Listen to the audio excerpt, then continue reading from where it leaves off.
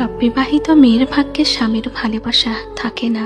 সব মেয়েরা স্বামীর শখের নারী হয়ে ওঠে না।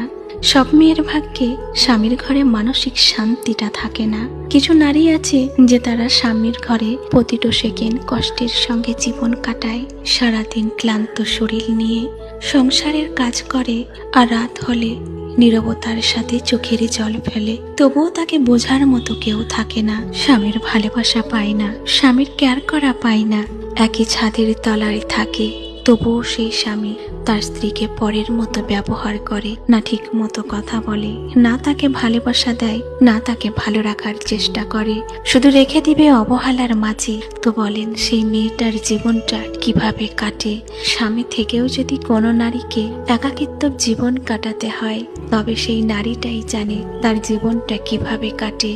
যেই স্বামীর কাছে সে ভালোবাসা পায় না, যেই স্বামীর কাছে একটু কেয়ার করা পায় না, যেই স্বামী তাকে দিন শেষে একটু বোঝার চেষ্টা করে না, যেই স্বামী তাকে মানসিক শান্তি দিয়ে বুকের মধ্যে আগলে রাখে না, সেই নারীর জীবনটা কিভাবে কাটে?